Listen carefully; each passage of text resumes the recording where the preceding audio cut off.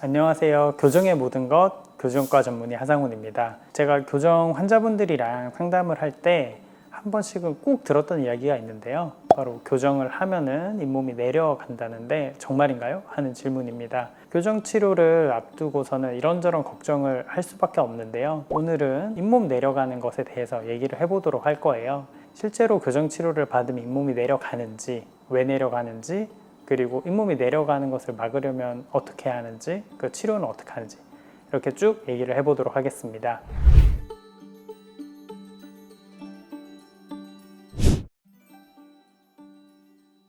잇몸이 실제로 내려갈 수도 있고 아니면 내려가는 것처럼 보일 수도 있는데요.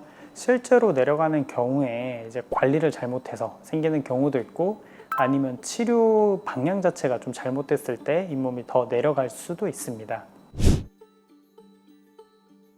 잇몸이 이제 실제로 내려갔다 치면 가장 큰 원인은 구강위생관리 불량이라고 볼 수 있습니다. 교정 치료를 받으시면 이를 닦기가 좀 어려워지잖아요. 여러 가지 장치들이 있다 보니까.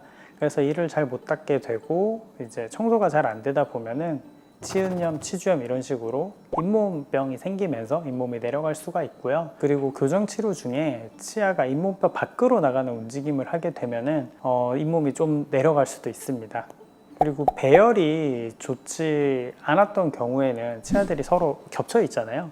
근데 이제 겹쳐 있던 치아들이 펴지게 되면은 실제로 잇몸이 내려가지 않았는데 내려간 것처럼 보이는 경우도 있기는 합니다.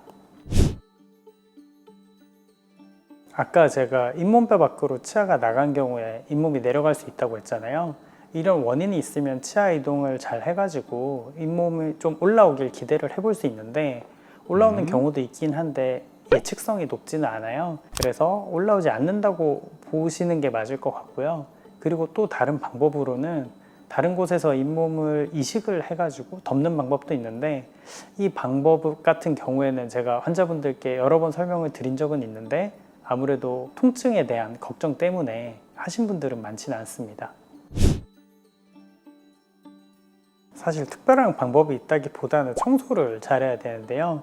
집에서도 이를 좀 잘 닦아 주셔야 되는데 잇몸 부분까지 잘 닦아 주셔야 되고 치과에 오시면은 저희가 이제 스케일링 청소를 해드리잖아요. 그래서 깨끗하게 하는 것이 가장 중요합니다.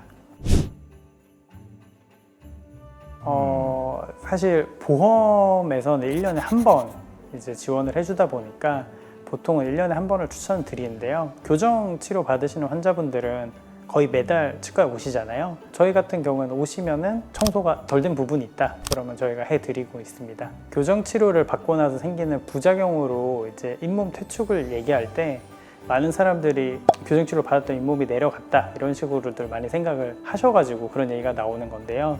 교정 치료 때문에 잇몸이 내려갔다기보다는 아무래도 이를 못 닦아서 내려갔다 이렇게 보는 것이죠. 네, 오늘 영상은 교정 치료랑 치은 퇴축에 대해서 얘기를 해보았는데요. 오늘 제가 말씀드린 거 외에 또 질문이나 궁금하신 점이 있으시면 답장 드리도록 하겠습니다. 지금까지 교정의 모든 것 하상훈이었습니다. 감사합니다.